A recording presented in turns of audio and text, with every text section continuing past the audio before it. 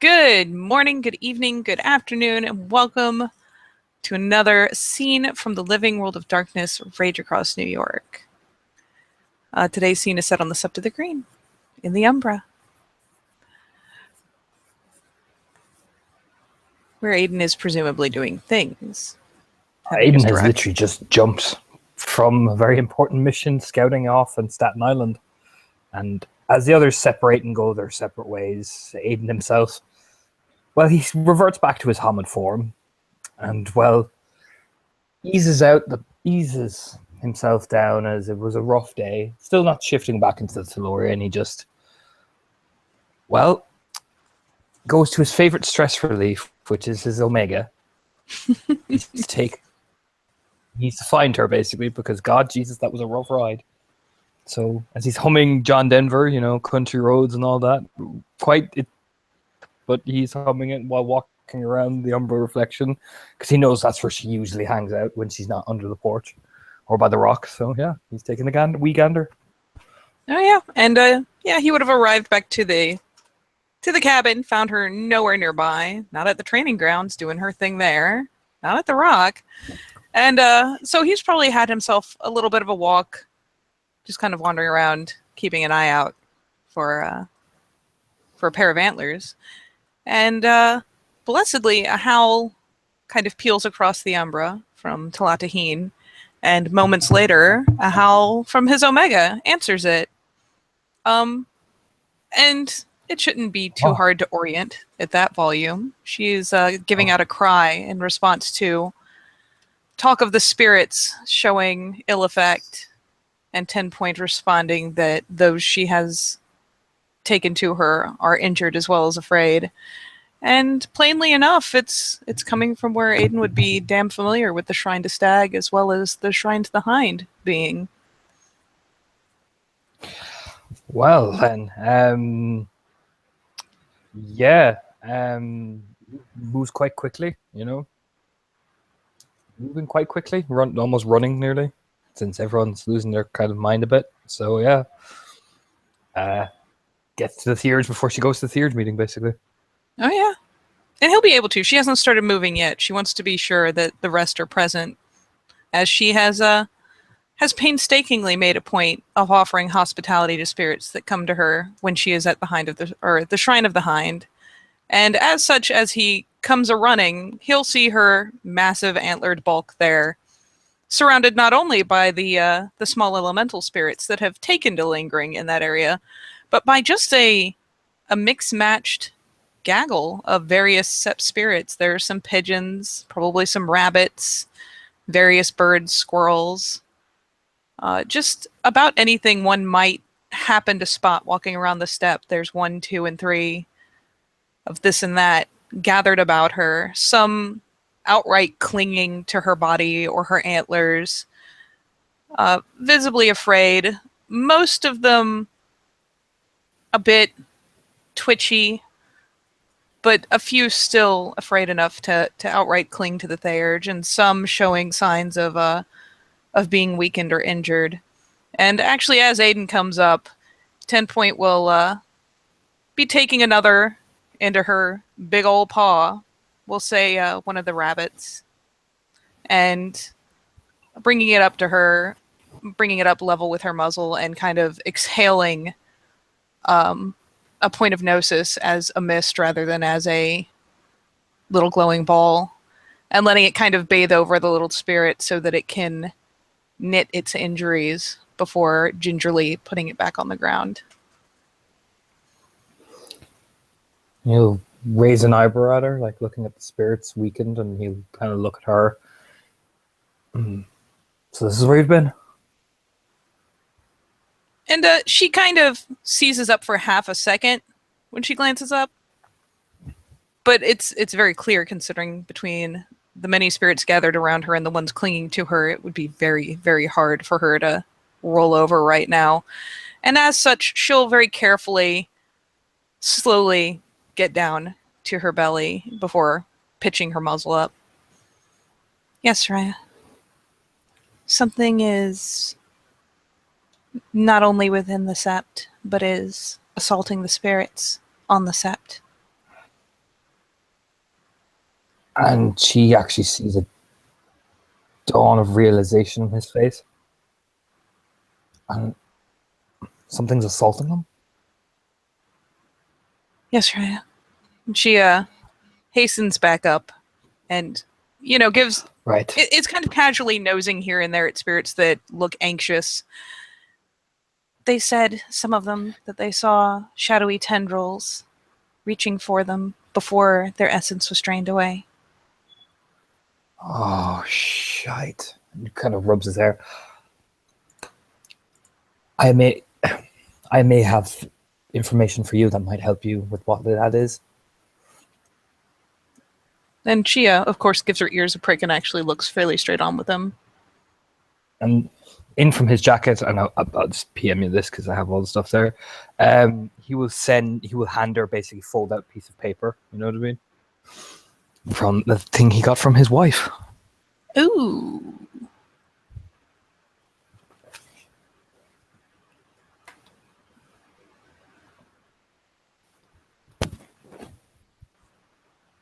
And, yeah, she'll glance over it, review it, and then ask very simply, may I take this with me to the meeting, Raya? There is one important thing, and he puffs his chest out and goes right over her, which probably looks hilarious. It is like he's tall and hum, but compared to her and Krynos form, it just looks very funny because he's just browbeating against her, basically. You cannot tell who you got that. You can tell a member of your pack, me, gave it to you, but you cannot tell how I got it. Of course not, Raya. I need you to cover for me, Omega. I wouldn't betray you, Raya. It does not matter where the information came from, so long as it is good. It is good, and I trust the source. Then it will not matter. From her side, they're experiencing the same thing. We already know about the meteor, that something was wrong with it. Roanoke Raya, during the moot, not only spoke of it himself, but summoned, what was his name? Katori Raya, a spirit, an ancestor, to tell us of the meteor and the thing resting inside it. We have only so much time to confront that, as well as the work with Endron and all else that is attacking from every angle. This isn't from Garu, people. I got this info from Template. You say very coldly.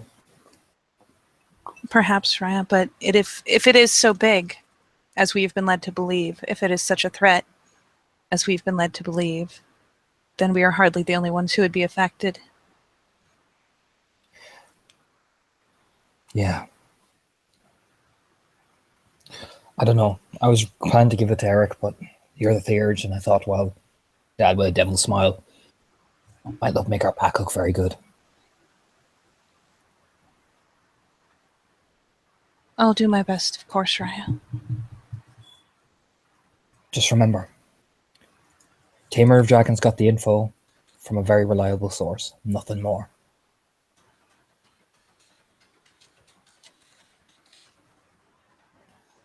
Poor Raya. You kind of intensely stare at her till she answers like, yes, Raya, basically. It's very... Yeah.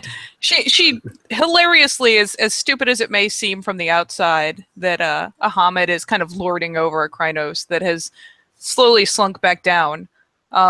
He's essentially kind of lording high over her, and she's got her head extremely low enough to keep it well below his. Another thing, we're going to have a meeting soon. That girl from Endron, Darcy Ellsworth, she's not a target. Do you understand? Yes, Raya. She's been the one supplying me with info. She's mine. And he says that with a snarl, basically, like that intimidating Aiden snarl, basically. Oh, yeah. Yes, Raya. I will keep it in mind, but will not share as you've told me not to. Her name I've already mentioned it to the wormfoe that she is a friendly, but I'll be talking to you guys more personally. She's my wife.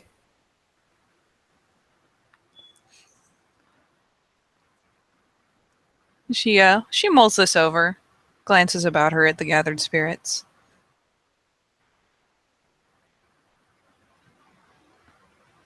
Raya, would you like for me to do chiminage and to see if a spirit could be coerced to stay near her, perhaps return to us if something bad happened to her?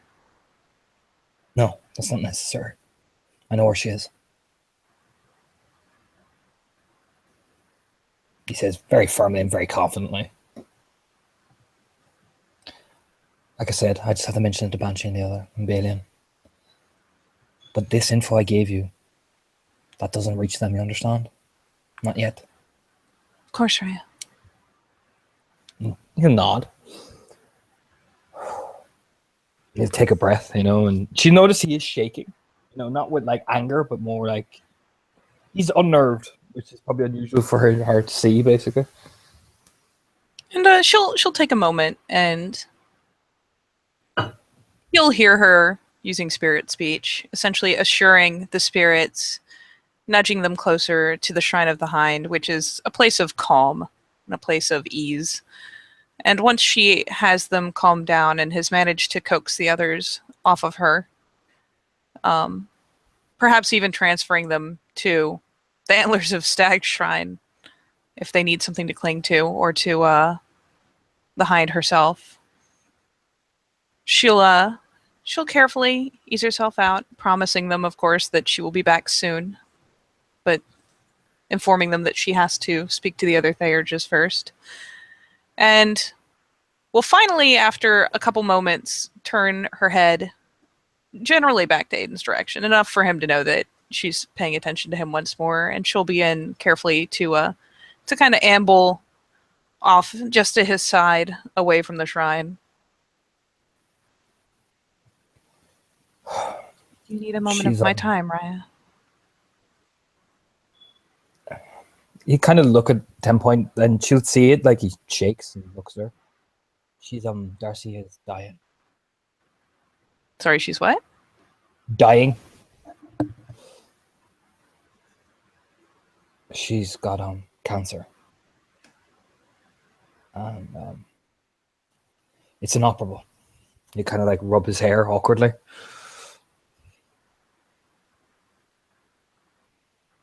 And she'll mull that over. And if he's in such a mood as to amble with her, she's basically making a point of trying to she's basically so leading away from the shrine. He looks so awkward, like he's not sure what to say, and he's like, you can see written on his face, I'm trying to bond with my packmate, but she's a menace and I don't know what to do, and I'm afraid. You know what I mean? He looks so awkward walking and talking, Yep. No, she's essentially kind of passively coaxing him further from the shrine, so that if he needs to vent his frustration, it doesn't upset the spirits that have gathered there.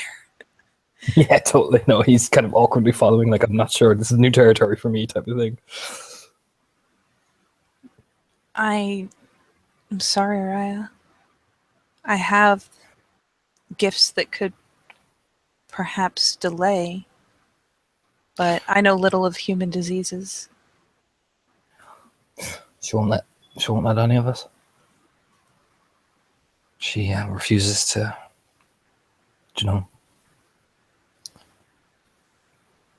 So yeah, he kind of like awkwardly tug his hair, and I just put her at risk, shake his head.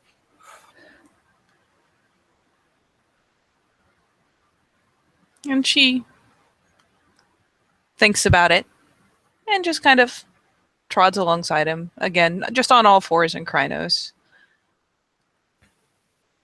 And actually, given a little bit of time as they're walking, she slowly affects the shift until she has gone properly to all fours, and then finally shrunk herself down some to be a more suitable companion as far as one unconsciously recognizes as comfort. Yeah, So, he kind of just turned to her, look her up and down. You're just the Omega, and you just basically kind of awkwardly say, "You're the Omega, so you're better at dealing with pack problems than I am." Awkwardly tugs hair.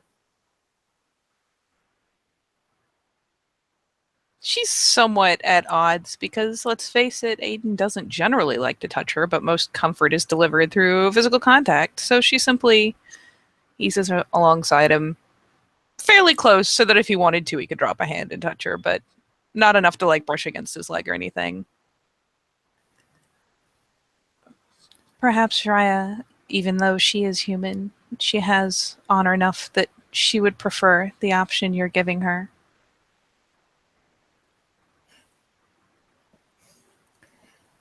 He'd tense. She wants to die with life in her and not anything else. And if I did that, I would feel like I'm cheating her. She's made her decision. And you can hear, you do see sadness, but that's when the fists clench, basically, as if, no way am I crying in front of a menace. No fucking way, basically, He just seems to straighten up, basically, and tighten. For what it's worth, she, the second that sorrow kind of touches his features, she very tactically looks away. She's seeing nothing.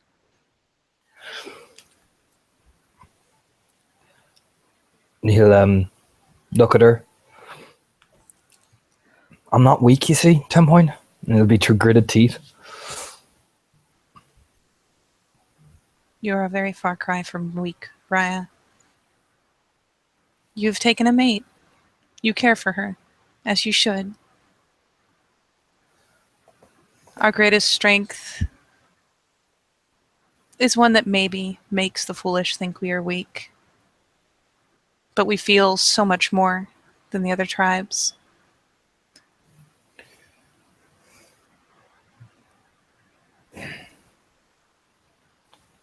He'll nod slowly. Like I said, I saw some things today and my head.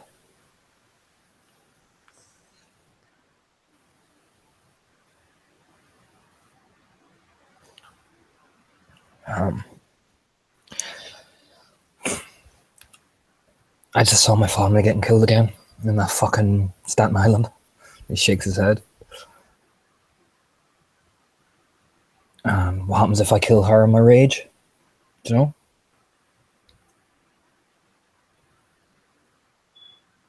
You're not the one who began that fight, Raya. Not from what you have told me. And I doubt very much that you would do anything like that.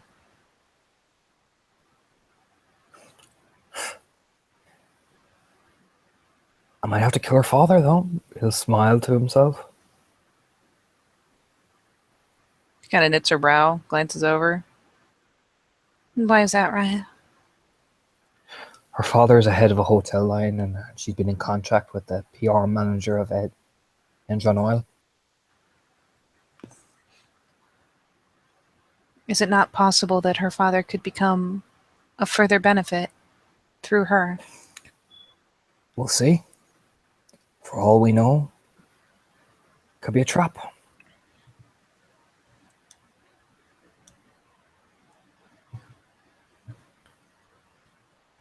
I don't want. He just shakes his head. Besides, and he'll lean forward, and that familiar menace return. Most people just look at me and they think I'm a savage.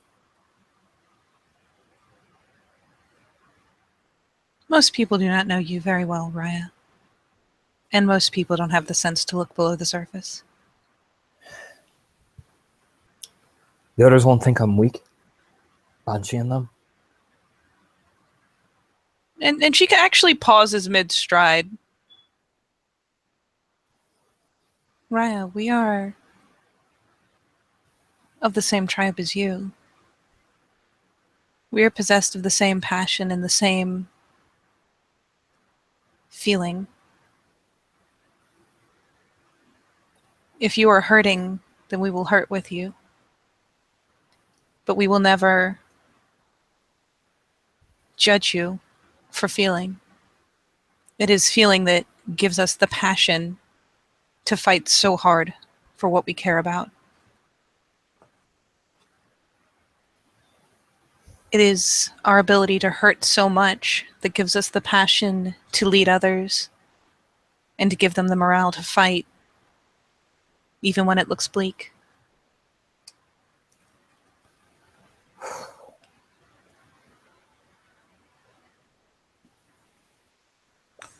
He just nod, you know. You can read on his face he's very conflicted as he rubs his hair. I just don't know if I'm strong enough to... Then we will give you the strength, Raya. We are family.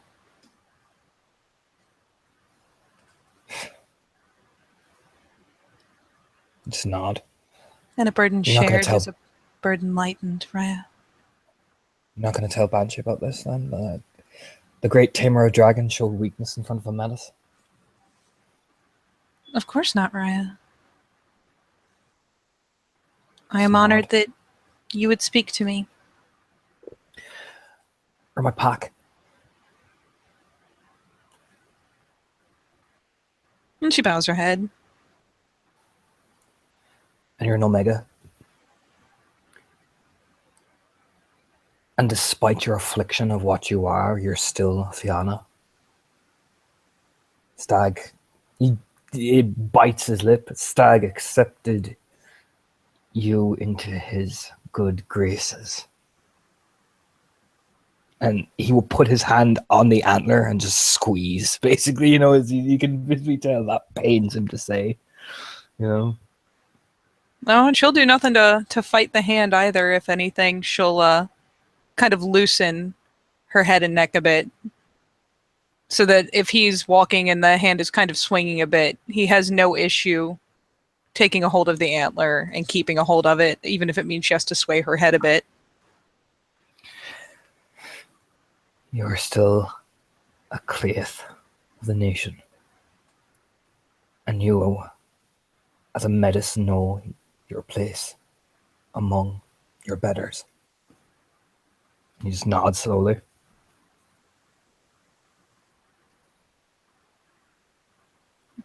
All I ask, Raya, is that if there's anything that I can do to help you, you allow me to do my duty as an Omega. I do not share what happens between myself and my Rayas. It is simply my duty. You're doing your duty. 10 point. I can promise you that. And he will do something very odd. He will he usually carries a knife with him, and it's one of his dedicated things, and he will basically gently put it against her cheek and like cut her own face, and then do the same with her, like almost like a razor cut with his. He'll look at her. My father taught me the blood stays in the blade. As a way of honoring our ancestors. Honor Stag before the meeting for me, will you? Of course, Raya.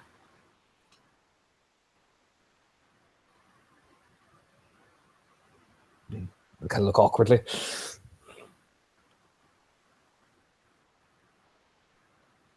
I'm sorry, just to clarify, he's cutting both of them with the razor, like cleaning her blood off and then cutting his side of his cheek with like a slight cut, almost like you would accidentally cut yourself when you're shaving, basically.